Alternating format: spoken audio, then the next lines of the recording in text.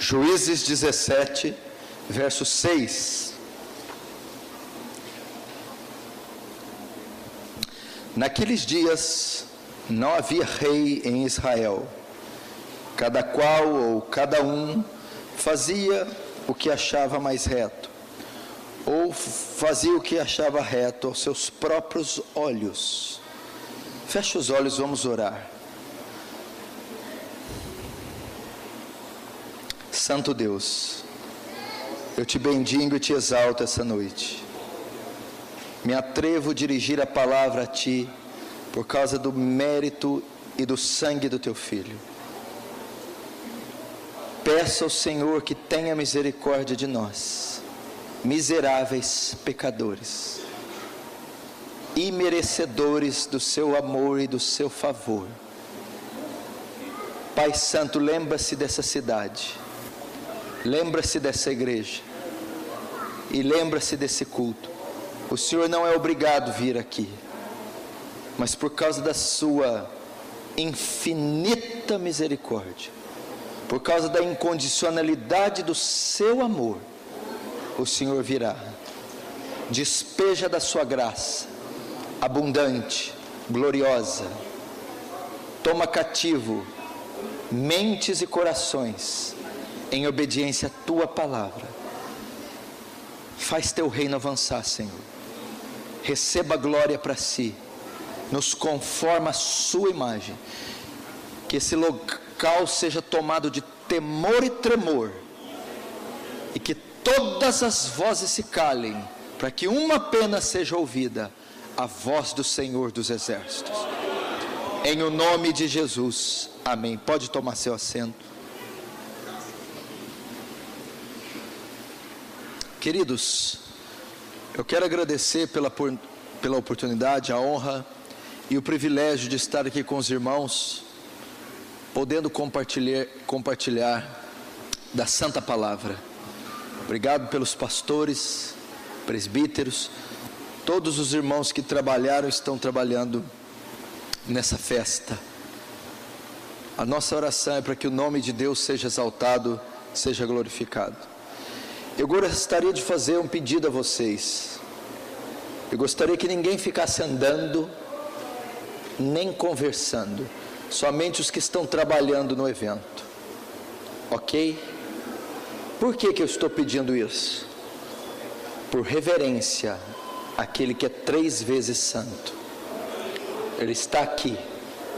Você, quando está numa audiência diante do juiz, você não vai até lá trajado de qualquer jeito, não usa qualquer linguajar, nem faz balbúrdia. Você tem uma postura adequada, porque você está diante de uma autoridade.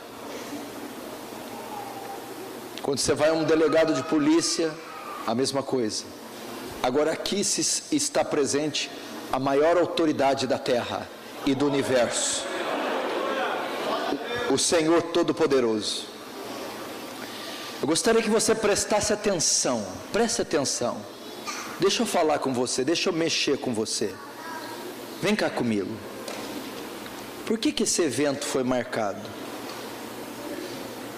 Por que eu fui chamado? Por que esses homens estão aqui? Por que essa igreja está lotada, abarrotada de pessoas, e foi marcado um culto para essa noite? Por que foi chamado um pregador de fora? Sabe por quê? Porque Deus quer mudar as coisas. Porque Deus não preparou essa noite nem entretenimento. Não é música para ninguém pular, não é show.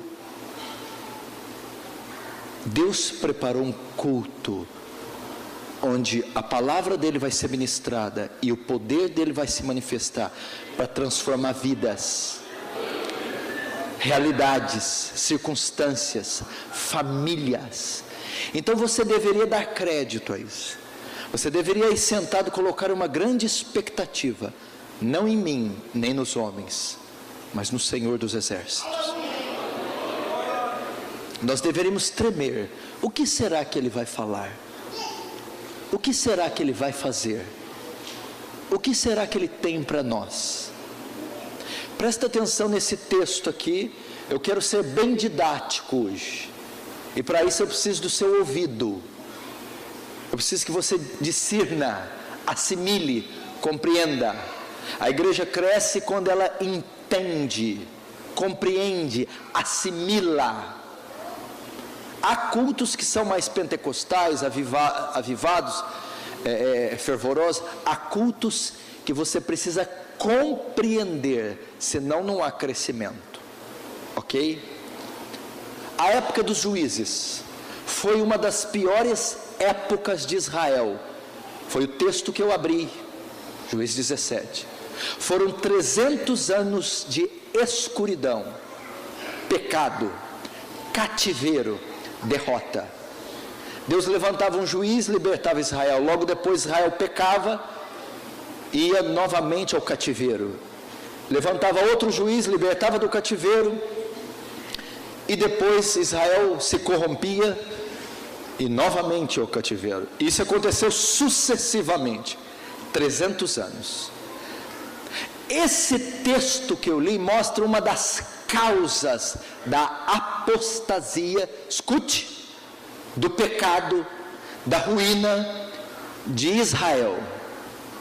Naquela época, que época? A época dos juízes. Não havia rei em Israel, e cada um fazia o que parecia bem aos seus olhos. Ok? O que significa? Escute, presta atenção. Principalmente os homens. Essa palavra é para homens. O que fala aqui sobre rei?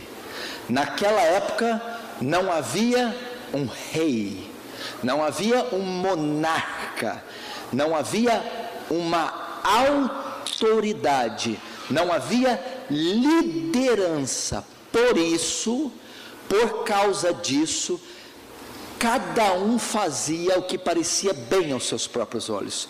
A nação estava desgovernada, descaracterizada, perdida por falta de autoridade, liderança.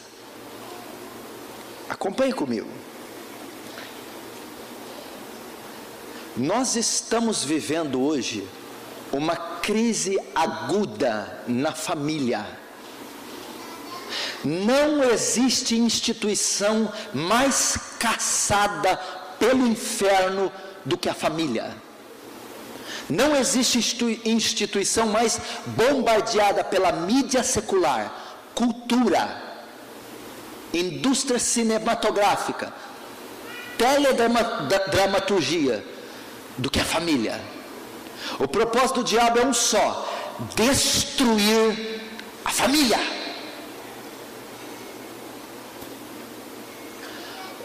Qual é uma das causas da destruição da família, da bancarrota da família, da queda e da ruína? A família é composta pelo macho, a fêmea e a sua prole, homem, mulher e os filhos, marido, esposa e os filhos. O cabeça da família é o homem.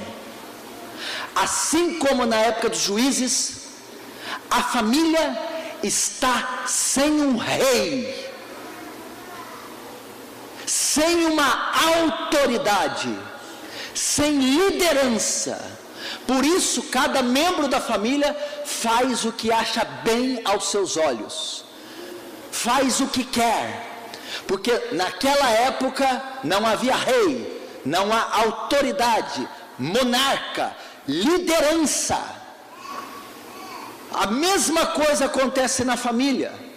Não há uma autoridade, uma liderança, um monarca que governe a família. E quem é esse? O homem. O que você está querendo dizer? Onde o senhor está querendo chegar?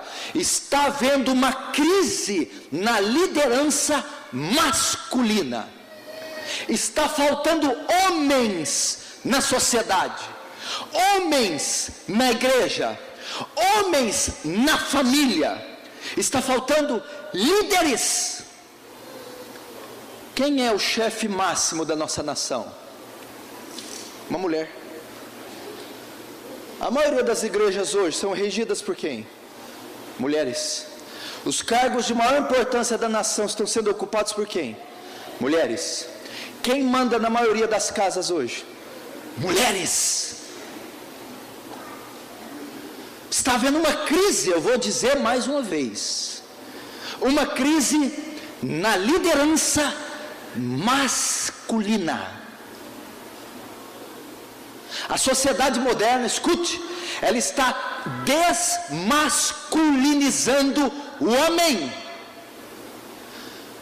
A sociedade moderna está afeminando ou efeminando os homens, está tirando a voz ativa do homem, a liderança do homem, a virilidade do homem, a macheza do homem. Não estou falando machismo, macheza.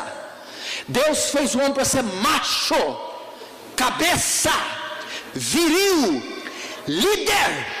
O governo da terra ele deu a Adão e não a Eva. O governo da família deu ao homem e não à mulher. O governo da igreja ele deu ao homem e não à mulher. Mas está vendo? Por duas causas. Primeira, porque os homens de hoje são frouxos, bananas, omissos, covardes, não querem nada com a dureza. O máximo que eles conseguem fazer é trabalhar e dar o ordenadinho dele em casa, o salário. São omissos, negligentes, covardes, não assumem o papel de liderança, não assumem a educação dos filhos, não assumem a provisão do lar, não assumem a proteção do lar, não assumem a parte espiritual do lar. Primeiro fator é a omissão. Segunda causa é a desvalorização que a sociedade está fazendo do homem. Ela está chutando o homem, tirando o homem da sua posição, está enfraquecendo a figura masculina, a figura paterna, tirando a voz ativa, a liderança, a virilidade do homem.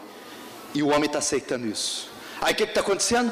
Não há rei na família, não há monarca, não há autoridade, não há liderança. Logo, como está a família, cada um faz o que acha bom aos seus olhos. Ou seja, não há papéis definidos na família, está descaracterizada, cada um faz o que quer. A mulher manda e desmanda, o filho é rebelde e o pai é omisso. Por isso a família está caindo. Agora presta atenção. Qual que é o principal órgão que compõe a sociedade? A família. A família é chamada de célula máter, célula mãe da sociedade. É o principal órgão que compõe a sociedade. De sorte que, se há uma família doente, uma sociedade doente, um estado doente, uma nação doente, uma igreja doente. Se há uma família dividida, corrompida, enferma, há uma nação doente e corrompida. Há uma sociedade enferma, há uma igreja doente. E o fato da ausência da liderança masculina está fragmentando, diluindo, destruindo a família. Por isso temos uma nação doente, igrejas doentes, um estado doente, porque temos famílias doentes. E porque temos famílias doentes? Porque são famílias sem liderança, sem cabeça, sem hierarquia, sem monarca, sem autoridade. E ela está toda insuflada na figura do homem. Você quer saber se essa igreja é bíblica? Não adianta olhar para ela não. Quer saber se essa igreja é saudável? Não adianta olhar aqui. Quer saber se essa igreja é santa? Olhe para as famílias. As famílias são santas? As famílias são bíblicas? As famílias são puras, logo a igreja o será.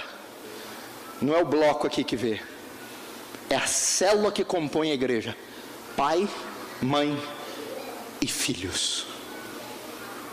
E a responsabilidade toda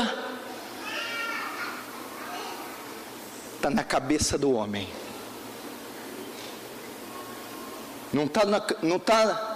A responsabilidade não está sobre o corpo. O corpo não apita nada. Quem apita é a cabeça. Porque o corpo recebe ordens da cabeça. De sorte que se o corpo está mal, é porque o corpo está sendo mal liderado. Quando estão entendendo, diz amém. Amém. As crianças que ficaram quietinhas, por favor.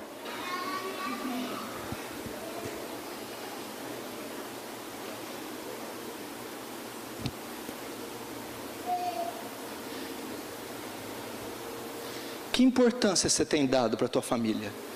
Meu irmão, eu estou falando aqui de família. O resto é resto. Não tem nada mais importante na tua vida, nada, depois da salvação, do que a tua família. Não tem ministério, não tem igreja, não tem congregação, não tem sede, não tem doação, não tem missões, nada está sobre a tua família. É a instituição mais sagrada que Deus fez. Aonde a família nasceu? Família nasceu aonde? No jardim do Éden. Não existia religião, não existia Estado, não existia nada. A família é uma instituição divina e não terrena. Deus é o autor da família. A família é sagrada, é santa. A família é um tipo da união de Cristo com a igreja. Deve ser o bem mais zelado, protegido, amado, intercedido da sua vida. Que valor você tem dado? Você que é homem, quanto tempo você gasta investindo na saúde espiritual da tua família? Presta atenção aqui nos dados que eu vou ler. Escute, para você saber o que está acontecendo com a família. Eu estou te dizendo, presta atenção. Quem aqui conhece o Paul Washer? Levanta a mão. Pode abaixar, um pregador norte-americano. Quando ele está no voo, presta atenção, pastores, obreiros, para você ver a importância que é a família. Quando ele vai viajar de avião para pregar, está só, senta pessoas do lado dele. Ele é um pastor, um missionário, um pregador itinerante. Pergunta para ele: o que você faz? Está lendo a Bíblia dele de hebraico, geralmente ele conta esse testemunho. O que você faz? Ele diz: eu sou marido. Tá, tudo bem, você é marido, mas tá bom. O que mais depois de ser marido? O que você faz? Eu sou pai. Você é pai. Tá, tudo bem. Tá, e depois de ser pai, o que você é? Ah, quando tenho tempo eu prego. Ele está dizendo que ser marido é uma vocação, é um ministério, é um chamado. Cuidar da esposa, ser pai é uma vocação, é um ministério que excede o ministério eclesiástico. A igreja não está acima da família. Você é pai, meu filho, está procurando ministério? Eis aí teu ministério. É uma vocação árdua, dificílima, é um chamado. Ser pai, educar, desenvolver a salvação, discipular, formar o caráter de Cristo no teu filho. Aí teu ministério. Seu ministério: cuidar da tua esposa, ataviá-la como noiva formosa, ensiná-la, interceder por ela e dar a vida por ela. Escute, preciso da sua atenção. Eu quero que você saia daqui com outro conceito de família e de homem. Deixa eu fazer uma pergunta. Tem homem aqui? Não, mas peraí, calma. O que é isso? Eu quero saber se tem macho aqui. Tem certeza? Essa raça está em extinção, hein? Dá uma cheirada aí para ver se é macho mesmo. Homem, barba cerrada, macho mesmo. Está em extinção esse troço, hein, meu filho? Pô, chega em casa, dá uma batida e vê se é homem mesmo. Pergunta para a mãe, para a mulher, não afina a voz, nem engrossa a voz, rapaz.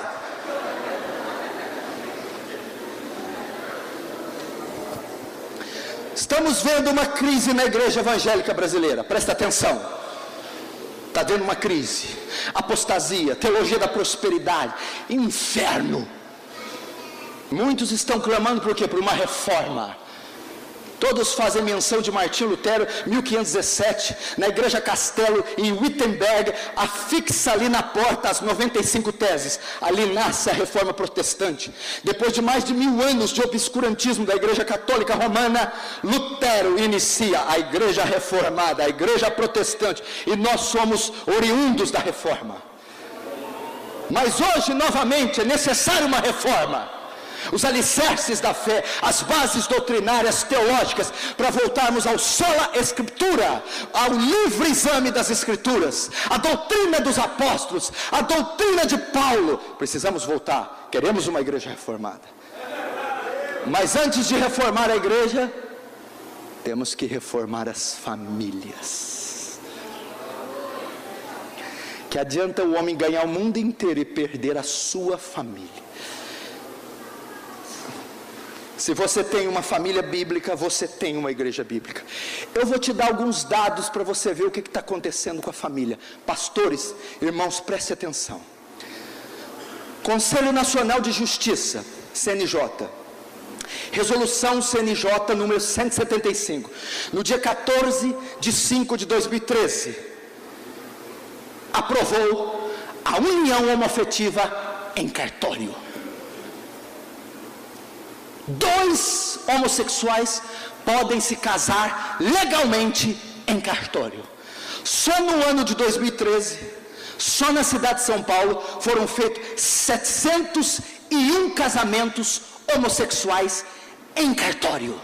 Só em São Paulo, em um ano, quase 1000 casamentos aprovados, registrados como legais em cartório. Revista VIP, setembro de 2011, presta atenção, escuta. Ela publicou que 73% dos homens e 64% das mulheres já foram infiéis aos seus cônjuges, já traíram. Desses, 65% dos homens e 72% das mulheres não se arrependeram da traição. Isso é um colapso, isso é um caos. 2011, tivemos a maior taxa de divórcio da história do Brasil registrada em cartório. 351 mil divórcios só em 2011. 500 mil de pessoas divorciadas em um único ano. Isso só o que foi registrado. Saiu há 5 meses atrás que o número de união estável aumentou 300%. Sabe o que é união estável? É um casal se juntar, morar junto, sem o compromisso do matrimônio. 300%. Um parlamentar alemão, no ano passado, estava lutando, sabe para quê? Descriminalizar a pedofilia. O que quer dizer isso? Significa que um homem de 40 anos pode fazer sexo com uma criança e ele não vai para a cadeia. Descriminalizar a pedofilia. Fernando Haddad, prefeito de São Paulo, sabe o que ele fez? Aboliu o Dia dos Pais e o Dia das Mães. Sabe o que tem lá agora em São Paulo? Dia do Cuidador. Por quê? Para não constranger os casais homossexuais que adotaram filhos. Dia do Cuidador. Quem aqui em sã consciência um dia sonhou que o Dia dos Pais e das Mães ia acabar? Parabéns, Fernando Haddad. Em São Paulo mesmo, sabe o que existe agora? Nas escolas estaduais? Banheiro sem sexo. Se uma menina quiser entrar no banheiro dos homens, ela pode. Se um menino quiser entrar no banheiro das mulheres, ela pode. Uma menina chegou em casa, tinha feito xixi na roupa, e a mãe perguntou: por que toda brava? Quando eu entrei no banheiro, mamãe, estava cheio de homem. Escute essa agora. Uma comissão ligada à presidência da República, escuta, talvez vocês não vão acreditar. Uma comissão ligada à presidência da República, dirigida por Érica Cocai e Jean Williams, estava aprovando uma cirurgia para mudança de genitália para menores, sem aprovação dos pais, feita gratuitamente pelo SUS. O que significa? Se um menino tem tendência homossexual e quer tirar o órgão sexual masculino e fazer uma cirurgia plástica para colocar um feminino, ele pode fazer, sem que os pais permitam, pago pelo SUS. Uma comissão ligada a Dilma Rousseff. Novela Babilônia, no primeiro capítulo, Natália Timbergen, 85 anos. Fernanda Montenegro, 85 anos, dá um beijo na boca. Em rede nacional de televisão, horário nobre, 85 anos, beijo na boca. O governo que aí está tem um só propósito. Você sabe que a ideologia desse governo é socialista, comunista e ateísta. Eles querem destruir os valores que norteiam nossa sociedade, que são valores judaicos cristãos, para infiltrar, insuflar uma ideologia socialista, marxista e ateísta. Dentro desse bojo dessa ideologia, o principal alvo deles é destruir a instituição chamada casamento, é destruir a instituição chamada família, porque elas refletem a natureza de Deus, e esse governo quer tirar Deus do seu trono e colocar Satanás. E o principal alvo é a família. Quando você vê esses números aqui, para onde eles apontam? Presta atenção. E acho bom você fechar a cara mesmo, porque amanhã eu estou lendo um dado de um filho teu. Esses dados apontam para quê? Todas essas estatísticas que eu li, elas convergem numa coisa só. Você percebeu?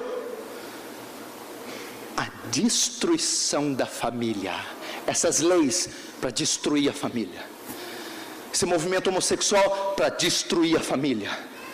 Tudo isso está convergindo na extinção da família tradicional. Você está percebendo? Esses números mostram o propósito de destruir essa instituição sagrada chamada família. É só você acompanhar comigo e notar que todas as leis, a programação infantil, a literatura, querido, acho que você não está entendendo. Uma cidade do meu lado, 70 quilômetros da minha cidade, São Sebastião do Paraíso. A mãe foi corrigir uma lição de casa de um menino de 9 anos. Ela corrigiu 3 lições. A 4ª lição ele não queria mostrar. Ela insistiu.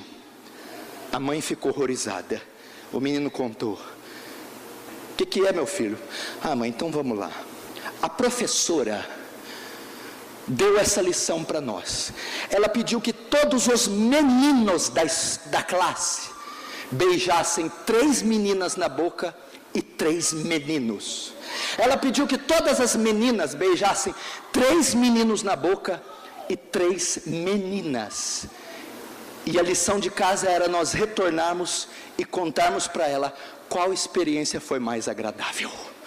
70 quilômetros da minha cidade, 2015, agora fresquinho.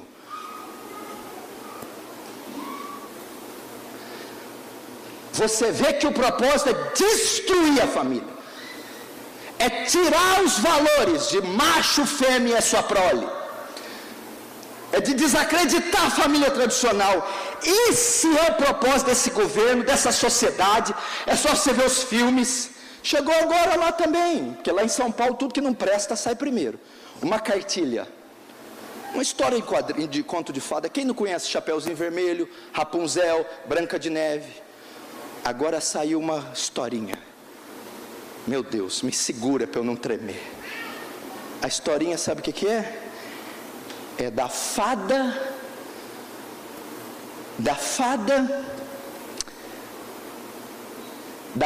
e da cozinheira. Capa bonita, uma fadinha e uma cozinheira. Bonita.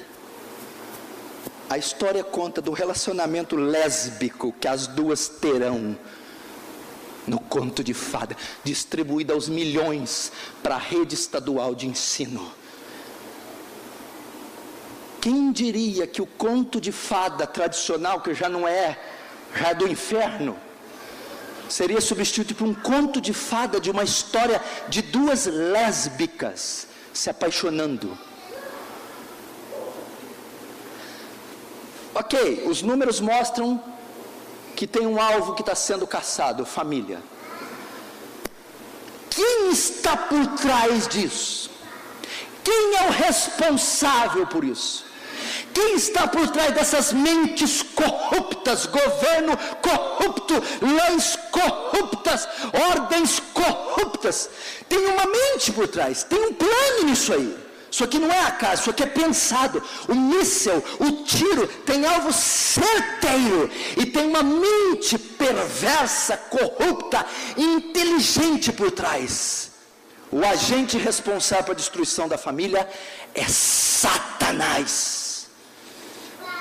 Satanás. Ele é quem está por trás dessas leis. Ele é quem está manipulando esses governantes corruptos.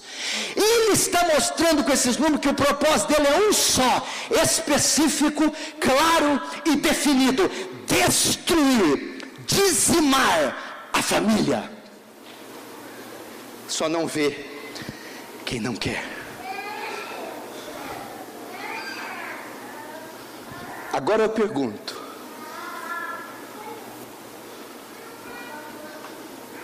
que atenção você está dando à tua família?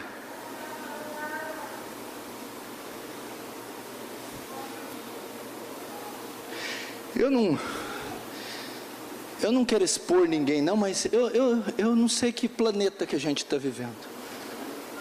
Eu vejo garotos de 2, 3, 5 anos jogando videogame, aqueles que a espada corta pescoço, decapita, arranca as tripas, está formando um monstro e não está sabendo. Meu filho tem 3 anos de idade, nunca assistiu televisão na vida.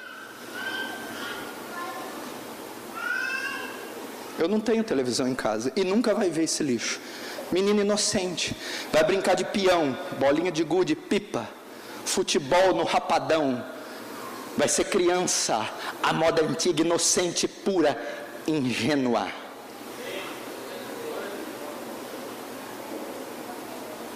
A esposa, ela só recebe você quando você está com desejos carnais? Ela não te vê? Você não fala com ela? Não tem carinho, não tem amor, não tem atenção. Mas hora que está cheio de libido, bem, que atenção você tem dado para a família? Deixa eu te dizer, grave essa frase e não esqueça nunca mais. Nem um sucesso compensa o fracasso da família. Nem um sucesso compensa o fracasso da família. Eu conheço teólogos renomados, escritores prolíficos, pregadores de renome, homens que têm ganhado o mundo, mas têm família destruída, filho nas drogas, casamento dividido, filhos ímpios. Nenhum sucesso compensa o fracasso da família. Profissionais, empresários, homens que trabalham 8, 10, 12, 14 horas, homens importantes que assinam papéis, homens profissionais habilidosíssimos, estão perdendo os filhos, estão perdendo a mulher, Você lembra de Davi? Quem era Davi? O maior rei de Israel, o monarca. Quem era Davi? Um dos maiores escritores do Antigo Testamento. Ele escreveu o salmo mais popular da história, o Salmo 23. Davi era rei, Davi era escritor. Quem era Davi? Um poeta, um dos maiores poetas. Quem era Davi? Um músico. Ele tangia a harpa. Quem era Davi? Um cantor, um líder militar, um chefe de estado, um profeta, um sacerdote. A família de Davi, um péssimo pai, um péssimo marido.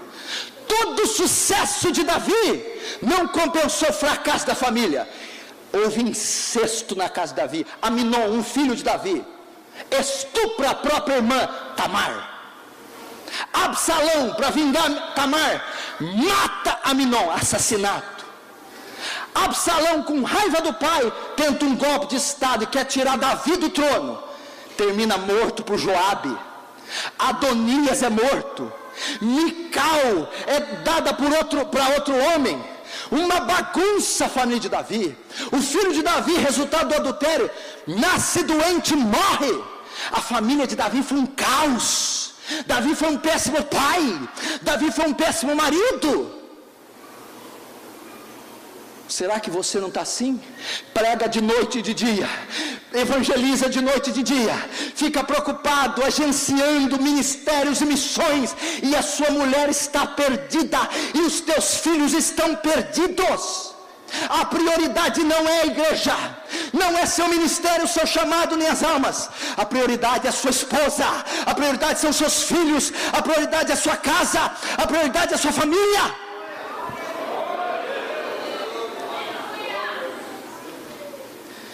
1 Timóteo 5,8.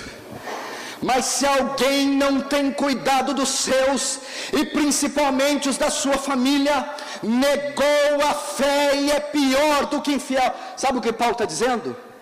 Ele está escrevendo num pano de fundo grego. A cultura da época era greco-romana. O que eles adoravam? Zeus, Hércules, Afrodite. Era um panteão de deuses, era um inferno o negócio. Ele falou assim, ó. Ele pegou a pastorzada, a liderzada. Se vocês não cuidam da sua família, tem pagão, ímpio, idólatra, que zela mais pela esposa do que vocês, que ama mais os filhos do que vocês, negou a própria fé e é pior do que os gregos, pior que os romanos, pior que os macumbeiros, pior que os idólatras. Aleluia, Deus, graças.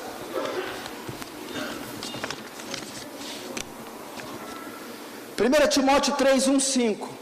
Fiel a esta palavra: se alguém deseja o episcopado, excelente obra deseja. Episcopado, pastorado, presbitério, liderança. Aí ele tem uma coisinha bobinha aqui no final, lá, aqui, ó. Ele abre um parênteses. Porque se alguém não sabe governar a sua própria casa, como terá cuidado da igreja de Deus? Se a tua casa está uma bagunça, deixa o ministério, querido. Você está em pecado. Se você não tem condição de doutrinar os seus filhos, não queira doutrinar a igreja do Senhor. Tire suas mãos dela. Se você não consegue lidar com as suas dívidas, não consegue lidar com a tua casa, não tem um casamento saudável, sai fora, vai para o banco. Está em pecado, está oferecendo fogo estranho. Não sou eu que estou falando aqui, não é prescrição. Eu visitei as igrejas do Paul Washer em Peru. Paul Washer começou seu ministério no Peru há 30 anos atrás, plantou mais de 30 igrejas lá. Eu fui conhecer as missões. Sabe como é que é a disciplina para líder lá? Se tem um diácono, e o filho de um diácono, fica com a menina na escola, dá uma escorregada, ficou. O diácono é afastado do cargo imediatamente, só porque o menino escorregou e ficou. Se fosse aplicar isso hoje, hein? Tinha que botar na cadeia. Por quê? Porque quem está aqui na frente tem que dar exemplo. Calma, não dá glória não. Exemplo nós todos estamos dando. Tem que dar exemplo na própria casa. Agora pode dar glória.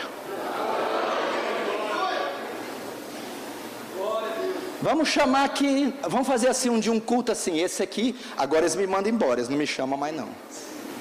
Nós vamos fazer um culto, os pastores, os líderes, vai tudo sentar aqui. Aí vai testemunhar as mulheres e os filhos. Aquele ali, meu pai, deixa eu contar o que ele faz, amada igreja.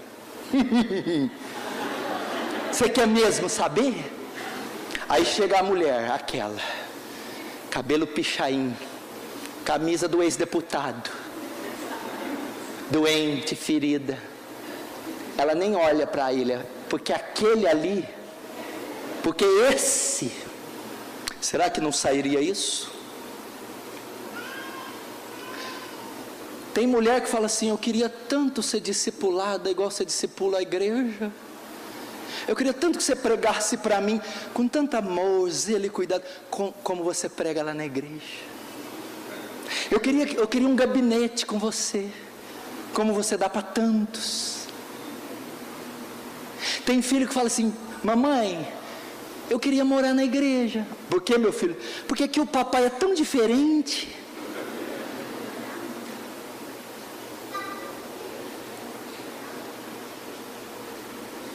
Presta atenção.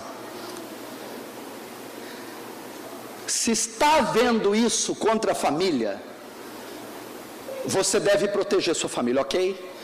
Se a família é o principal órgão que compõe a sociedade, o marido, o homem, o pai, é o principal membro desse principal órgão, é o pai.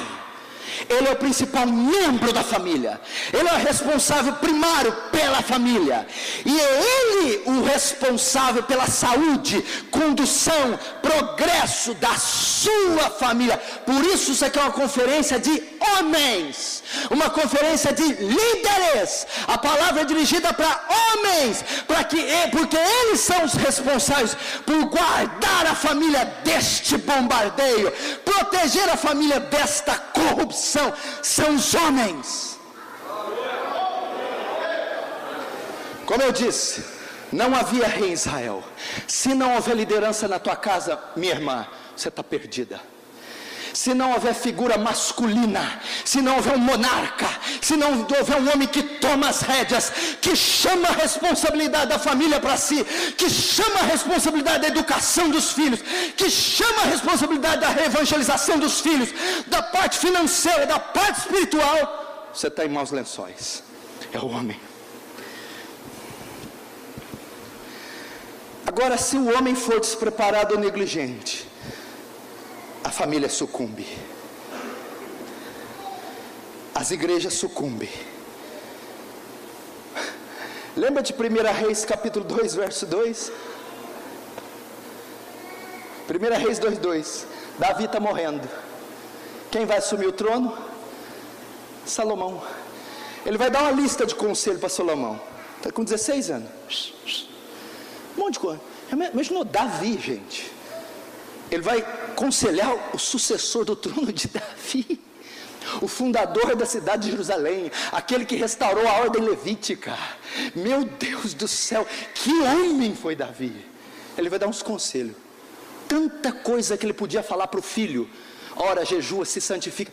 Sabe qual que é a primeira coisa que ele fala para Salomão? Salomão, sê homem. Rapaz, Salomão, sê homem. Pai, por que você está dizendo? Filho, você vai ser rei. Sim, eu vou ser. Você vai ser sacerdote. Sim, eu vou ser. Você vai ser líder militar. Sim, eu vou ser. Você vai ser pai. Sim, eu vou ser. Você vai ser marido, meu filho. Sim, eu vou ser. E para ser todas essas coisas, necessita ser homem. Você precisa ser um homem para ser um bom pai. Você precisa ser um homem para ser um bom marido. Você precisa ser um homem para ser um bom rei. Ser homem, vira homem, cresce, amadurece. Naquela época ele já sabia que a liderança masculina era importante. Então, o homem é responsável pela família. Eu já estou terminando, cadê o relógio? Está ali. Mais 2h40 eu acabo. Porque aquele relógio está com problema, dá uma olhada, ele não para lá. Está com problema, está estragado. Como eu cuido da família? Você quer aprender? Quem quer aprender diz amém.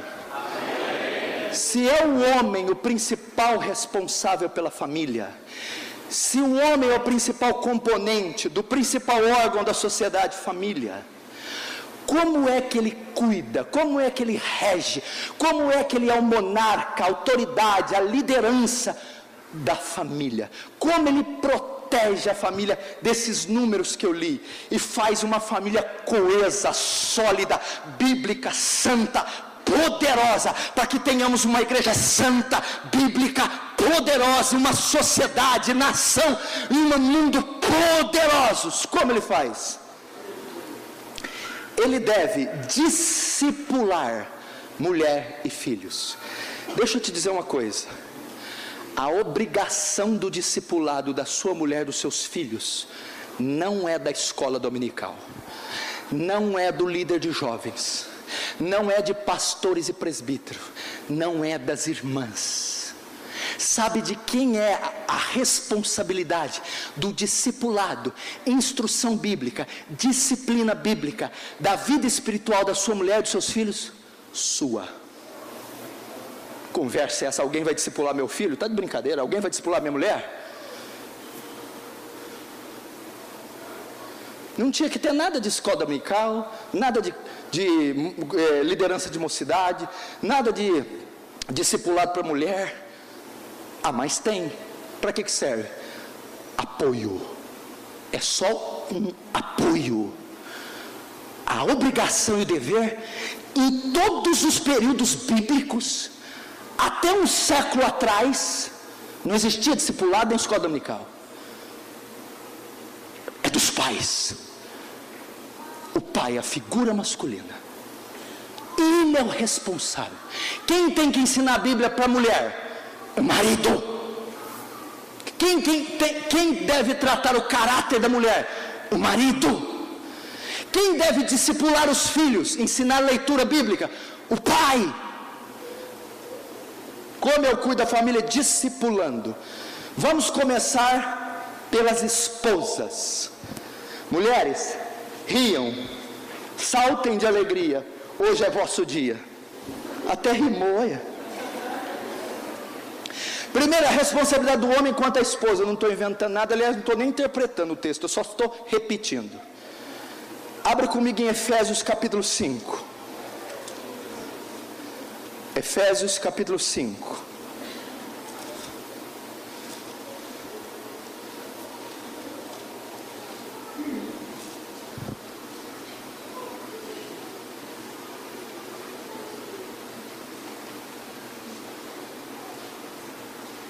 Efésios 5,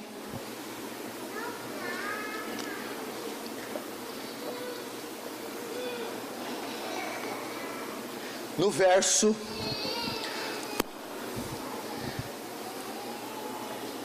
25, Efésios 5, 25.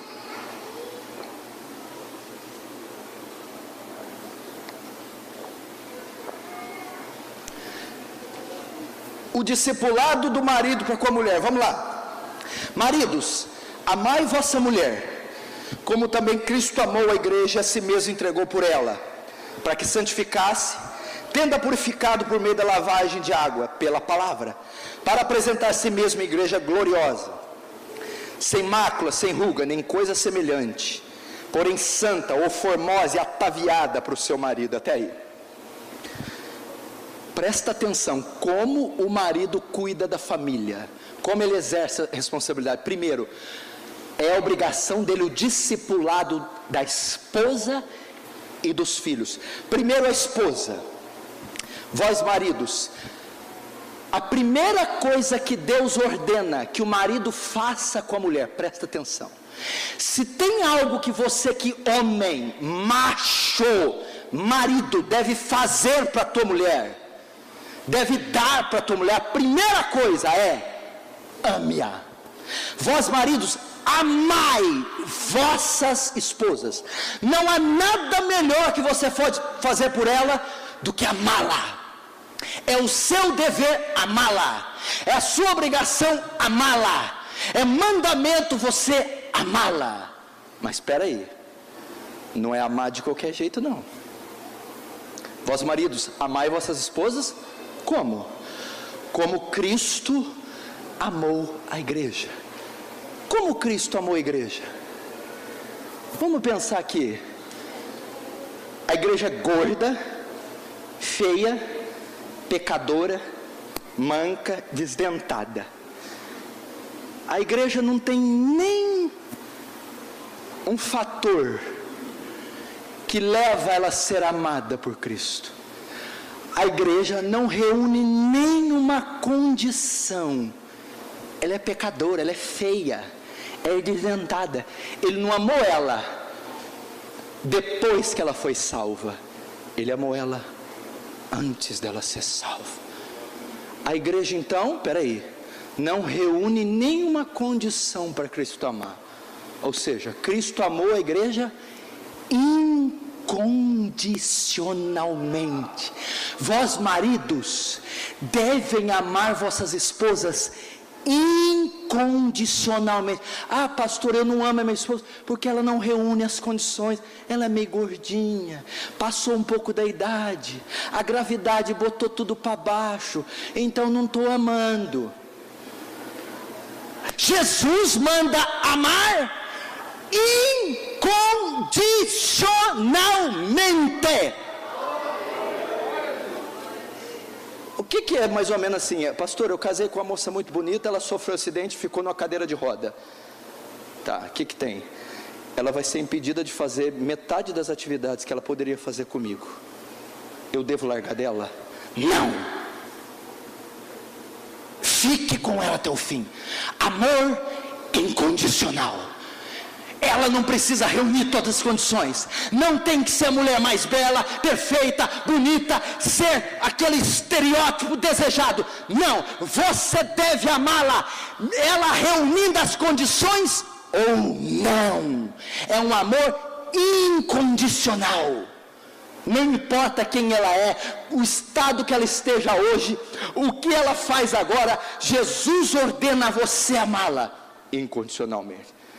Ufa, só? Não, acabou não. Primeiro, ame-a. Segundo, ame-a incondicional. Terceiro, como Cristo amou e se entregou por ela. Cristo fez o que naquela cruz? Ofereceu ame sua esposa sacrificialmente. Eu sei que tem gente que é um sacrifício amar ela, mas continua amando. Oh, sacrifício, Jesus. Mas Jesus está dizendo: carrega a tua cruz, meu chapa.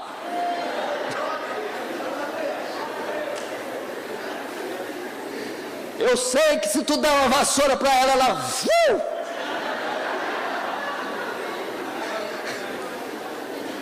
Você acha que eu vou ficar só do lado das mulheres hoje, pastor? Por favor, hein? Ame-as sacrificialmente. Agora vai uma que essa aqui dói, mas nós temos que fazer. Que tipo de sacrifício que foi? Jesus deu a vida pela igreja. Sabe o que Jesus está dizendo aqui? É forte, pastor. Vocês estão numa canoa, num bote. Escuta, está você, a mulher e um filho. O bote vira. Só você sabe nadar. A mulher e o filho estão afogando. Você só pode salvar um. Se você tentar salvar os dois, morre os três. Tem a mulher e o filho. Coisa mais linda.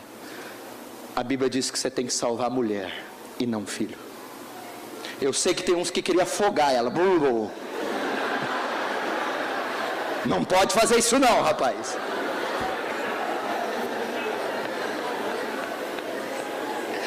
Eles estão rindo porque é pura verdade. não afoga, salva a velhinha, bota nas costas, nada meu filho. Mas é isso que Jesus está dizendo. Eu quero que isso nunca aconteça e pela graça não vai acontecer.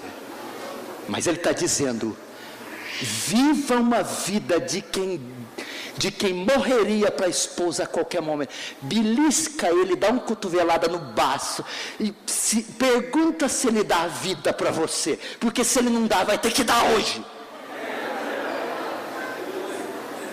É isso que está dizendo. Você acha que uma mulher que é amada desse jeito aqui vai dar trabalho? Por isso que elas reclamam do 22, mulher, ser submissa ao marido em tudo. Ai, Paulo é machista, é claro. Ser submissa a um troglodita, truculento, fedorento, barrigudo, é difícil. Agora ser submissa a um homem desse, que ama incondicional, que ama sacrificialmente e que dá a vida por você, moleza. Moleza. Vós maridos, façam isso. Segundo, amar sacrificialmente. O que o texto continua dando? Olha lá, 26, para que a santificasse, tendo purificado por meio da lavagem de água, pela palavra. Cristo salva a igreja, e Cristo santifica a igreja, através da palavra. Maridos, é dever de vocês ensinar as escrituras para a esposa. Lembra de Paulo aos Coríntios? Se a mulher tem alguma dúvida, interrogue o presbítero, interrogue o diácono, interrogue o missionário, interrogue seus próprios maridos em casa. Marido, olha só, marido, é seu dever, ensinar a sua mulher a ler as escrituras, estimular a leitura das escrituras, cobrar dela a leitura das escrituras e ensinar a ela o que ela leu nas escrituras. É seu dever. Ensine as escrituras, cobre dela. Você vai começar Mateus, passa 3 dias onde você está, Mateus 6, muito bem, o que você não entendeu? Explica. Passa 3 dias, ficou em Mateus 6 ainda, fala, mulher, lê, você não pode, cobra, estimula, ela vai para o 9, o que você entendeu? E vai, ensina as escrituras, discipula ela com as escrituras, cobra a leitura das escrituras, estimula e interpreta textos difíceis a ela. Segundo, o que é o que o homem faz? Ele está purificando a mulher. É isso que Cristo faz. Ensina a tua mulher a orar. Qual a última vez que você orou com a tua mulher ajoelhada na cama? Ensina ela a orar, estimula ela a orar, ore com ela, cobre a oração e ensine-a como orar. Faz da tua mulher uma mulher de oração, cobre dela que ela seja uma mulher de oração, ensine ela como ser uma mulher de oração e ore regularmente junto com ela. É o seu dever, é o seu dever. Quarto, ensine doutrina para a mulher. Que? Justificação pela fé. Bem, o que é isso? Ensina. Santificação, a doutrina da santificação, o que é isso? Bem, ensina. O evangelho, o que é o evangelho? Ensina. Doutrina do pecado original, ensina. Demoniologia, os demônios, ensina. Escatologia, ensina a doutrina para a tua mulher. Bem, eu não entendi aquele termo que o pastor falou hoje lá, onde, o que quer dizer aquilo? Ensina. Ensine doutrinas. Ela tem que saber a razão da fé dela, por que ela salva, da onde ela veio, para onde ela vai, por que ela vai para o céu, quem morreu na cruz, por que morreu. Ensine doutrinas fundamentais e básicas. A coisa mais comum é mulher de pastor. A irmã louva, louvo. A irmã canta, canto. Rapaz, sou do fogo, eu canto, o fogo desce. Fala João 3,16, serva. João 3,16. Porque Deus amou o mundo, nada me faltará. Não sabe nada. Abre para mim aí Abacuque. É o nome de um lanche? É um Big Mac? O que é? Não, Abacuque, filha. Abacuque? Não sabe. Ensina a doutrina para tua mulher. Quinto, trabalhe o caráter da tua mulher. Primeiro, ame-a incondicionalmente, ame-a sacrificialmente, dê a vida por ela. Segundo, estimule a leitura, ensine a leitura, cobre a leitura, leia com ela. Terceiro, estimule a oração, ensine a oração, cobre a oração. Quarto, ensine doutrina. Quinto, para que ele possa apresentar como noiva formosa, ataviada. Lembra daquela gorda, feia, desdentadinha, manca? Jesus fala, vou te dar um trato, noiva, vem cá. Jesus vai passar um chapinha, colocar um salto, colocar o pivôzinho, bom vestido. Ele vai ataviar. O que significa? Ele vai esculpir o caráter, santificá-la, adorná-la. O que é isso? Ele vai trazer forma à noiva. É o marido que forma o caráter da noiva. Eu vou falar algo aqui que você não vai esquecer nunca mais. Você está reclamando da tua mulher? Tua mulher chata, difícil? Cada um tem, escute, cada um tem a mulher que ele mesmo forma. Quem é responsável por fazer a noiva ataviada? Não é a própria noiva, formosa, elegante, bela. É o noivo. Quem faz a mulher comportada, honesta, bonita, formosa, educada, simpática, amorosa? É o próprio marido. Se a sua mulher é rixosa, se a sua mulher é mandona, insubmissa, é por causa da sua omissão em formá-la. Trabalhe o caráter dela. Como que é isso? Você saiu para uma comunhão com os irmãos, ela falou demais. Espera chegar em casa. Amor, vem cá, paixão da minha alma, vem cá. Da próxima vez que sairmos, menos. Tá bom? De repente ela sai. Vamos sair, ela coloca uma roupa. O que é isso? Não, vamos sair. Com essa roupa não. Eu sou um homem de Deus. Faz favor. Meu amor, sabe a irmã lá, mulher do diácono? Aí você dá corda, fala. Então fiquei sabendo. É mesmo? Conta. Depois que ela contar, não andeis com mexeriqueiro. Deixa de ser fofoqueira. Que coisa feia. É ele que trabalha. É ele que prova. Porque tem cada mulher de pastor. Coitado do servo. Quando ela chega, é a Geza.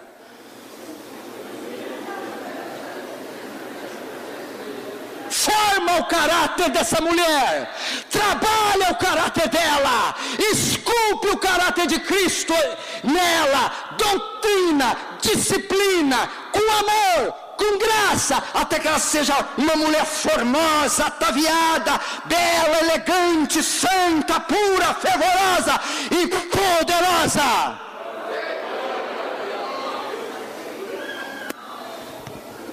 É o marido. Eu vou, isso que aconteceu, um fato comigo. Estava numa reunião assim pública, e a mulher veio e pá, pum, pá, eu domínio próprio, né? Beleza. Paz. Chegamos em casa. Vem cá. Nunca mais fale dessa maneira comigo na frente de ninguém. Acabou. Nunca mais.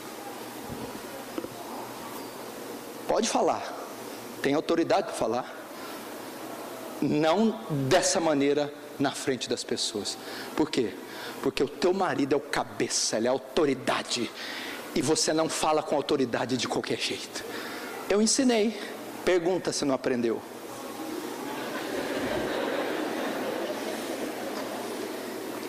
Agora se deixa. Se deixasse, vem marmota, vamos embora.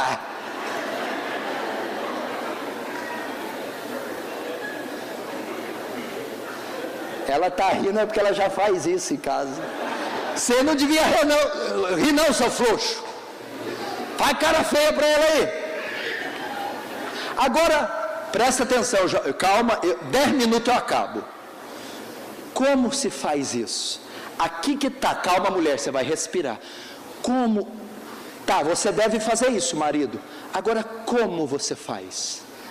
Tem que amar sacrificialmente, dar a vida, incondicionalmente. Tem que formar o caráter, ensinar a Bíblia, discipular, orar. Tem que cuidar da mulher. Como eu faço isso? 1 Pedro 3,7 dá a resposta, olha só. Igualmente vós maridos, coabitai com as vossas esposas. O que é coabitai?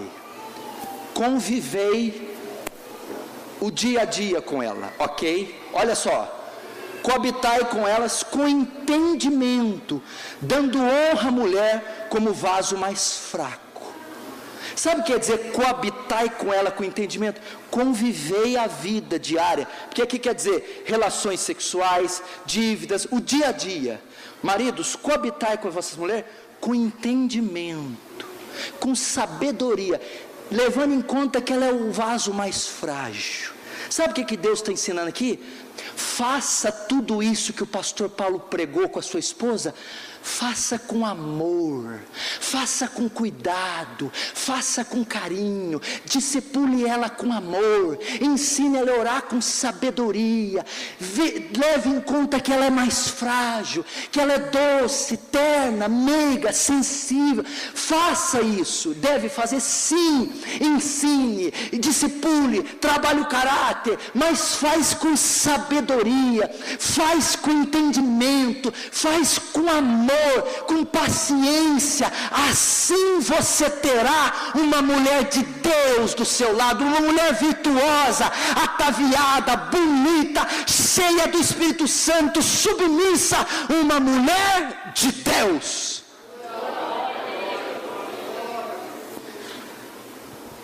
É assim que eu protejo a minha família, é assim que eu lidero a minha casa como macho. Segundo, responsabilidade do homem quanto aos filhos. Primeiro, quanto à mulher. Segundo, agora, quanto aos filhos. Provérbios 22:6 diz assim: ensina a criança no caminho que deve andar, e até quando envelhecer ou crescer, não se esquecerá dele. Provérbios 1:18, olha só: filho meu, ouve a instrução de teu pai, e não deixes o ensinamento da tua mãe. Provérbios não diz: filho meu, ouve a instrução do teu pastor, do teu presbítero, do evangelista, do missionário. Salomão está pressupondo que quem instrui os filhos, quem ensina a Bíblia para os filhos, quem disciplina os filhos, quem educa os filhos, são os pais. É o pai. Presta atenção, a responsabilidade da formação dos teus filhos é sua, pai. Sabe qual que é a função do homem para a família? São 4. Sacerdote, profeta, provedor e protetor. Todo homem tem que ter isso aqui. Sacerdote é aquele que apresenta o povo diante de Deus. O homem tem que ter condição de apresentar sua família diante de Deus em oração. Profeta é aquele que representa Deus diante do povo. Ele recebe a mensagem de Deus e anuncia o povo. Você tem que ter condição de buscar a palavra de Deus e entregar para a tua família, ensiná-la, instruí-la. Provedor, todo homem tem que ter condição de prover tudo que a família necessita. Do suor do rosto de quem comerás? De Adão e não de Eva. Todo homem tem que ter condição de prover o sustento necessário para mulheres e filhos. 4, protetor. O que é o protetor? Aquele que se coloca entre a família e o mal que pode machucá-la. é aquele que sempre está no caminho de tudo aquilo que pode machucar a família. Protetor. O homem tem que ter essas 4 coisas. Filho é a obrigação do pai e da mãe. Agora eu vou dizer a principal coisa. Pastor, qual é a principal coisa que eu posso fazer para os meus filhos? Escute e presta atenção. Eu não vou ter tempo de explanar tudo, já vou encerrar. Escuta. Pais, o primeiro dever de você quanto aos seus filhos não é pagar inglês, espanhol, judô, natação, informática, futebol, mandar para a Europa, para o seminário, nada disso. O primeiro dever do pai é desenvolver a salvação do filho. Eu falei isso hoje de manhã, eu vou repetir.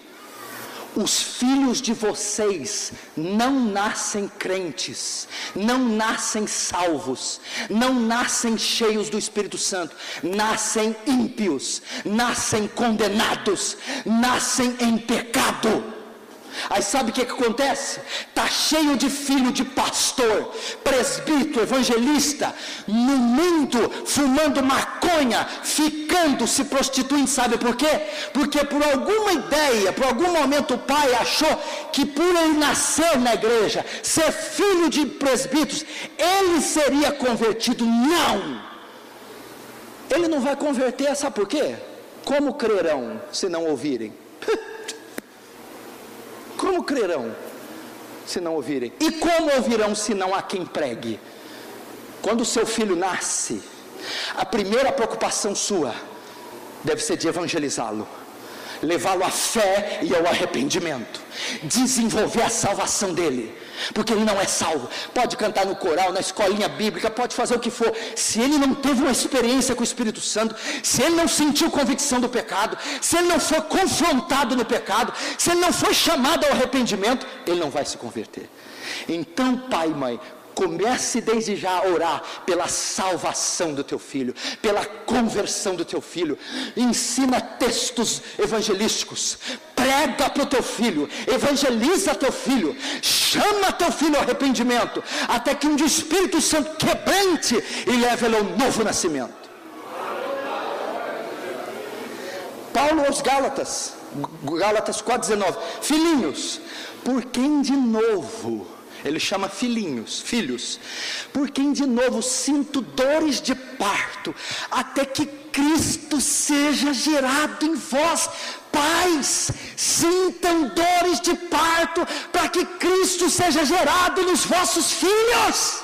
Ore dia e noite pela conversão dos filhos, jejue ano após ano pela salvação dos filhos. É dever seu. O inglês, o espanhol vem depois. Ensine a mesma coisa para o filho: a leitura da Bíblia, a oração, a doutrina. Trabalhe o caráter do seu filho.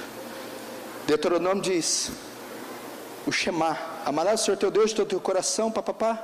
Estas palavras que hoje te ordeno, as falará a teus filhos assentado em volta da casa, culto doméstico.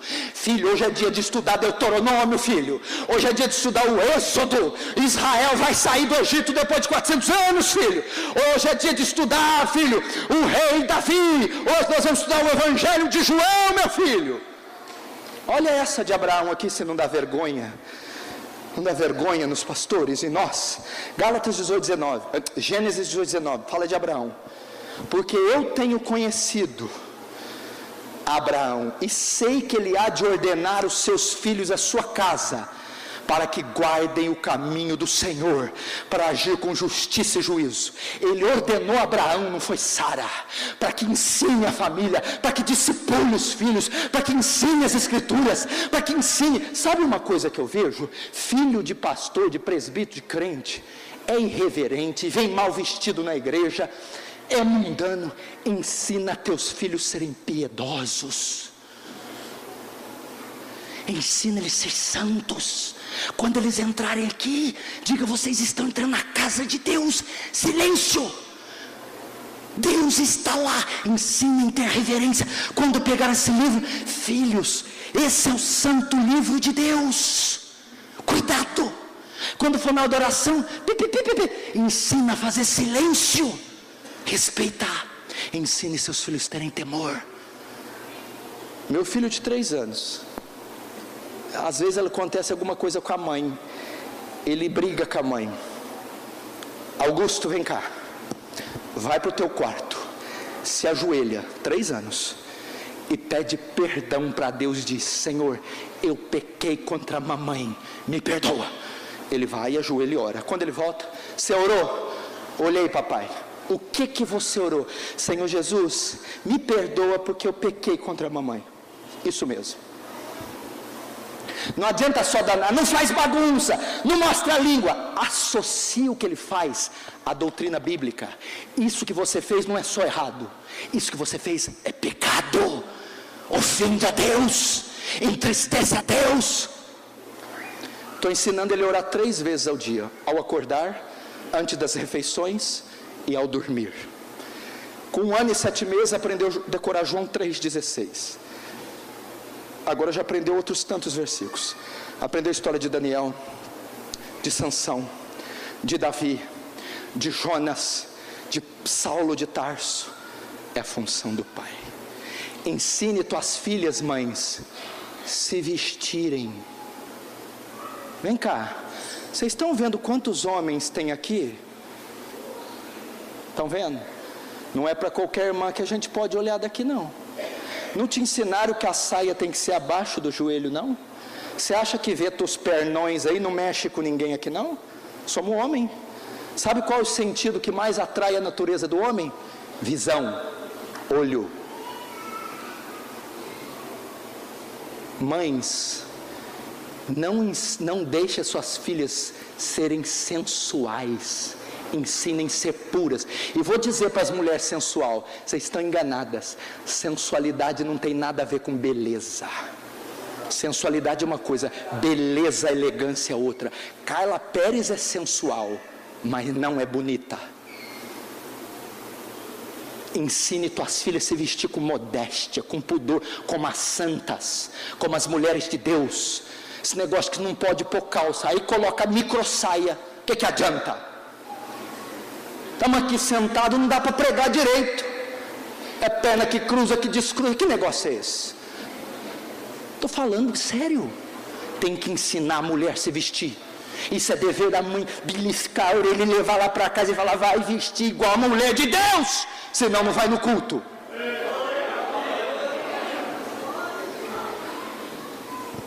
Termino com isso.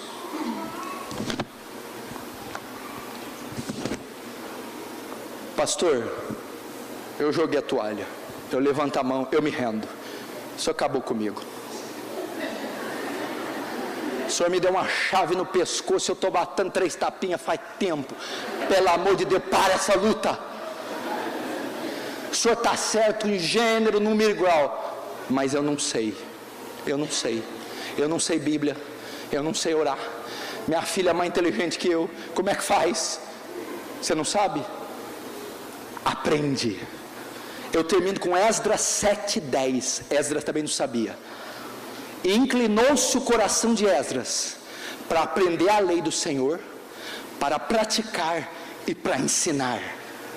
Primeiro, Esdras não sabia, foi estudar. Estude, aprenda, leia a Bíblia, compre livros, se prepare. Segundo, Esdras foi ensinar? Não, foi praticar. Por que Esdras foi praticar antes de ensinar? Porque o melhor método de ensino é o exemplo.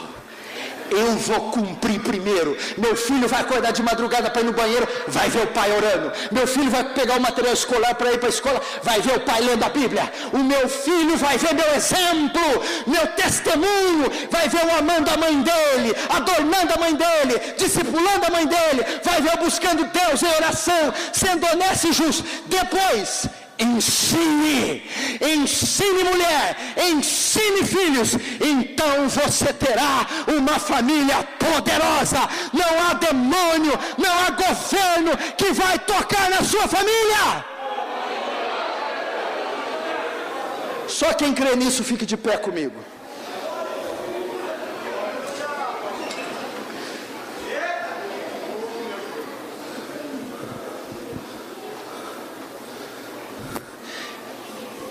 Quem não ficou bravo comigo, diz amém. Amém. Quem não vai me pegar na saída, diz amém. Amém. Querido, sabe como é que nós vamos tombar essa cidade? Sabe como é que nós vamos pegar os principados pelo chifre? Sabe como nós vamos pegar essa corrupção e chutá-la daqui?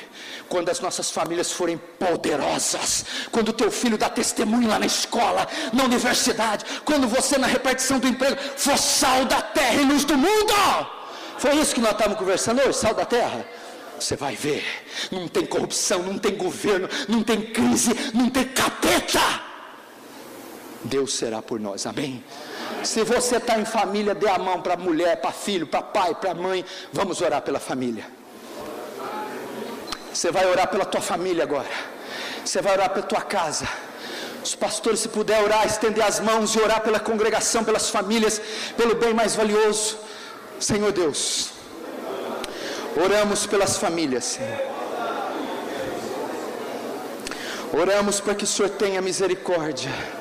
Guarde os casais, guarde as mulheres, guarde os filhos, guarde os pais, guarde as crianças do poder do mal, Senhor. Não deixe que nenhum demônio prevaleça contra nossas famílias, nenhuma lei, nada, Senhor. Guarde-nos, Senhor.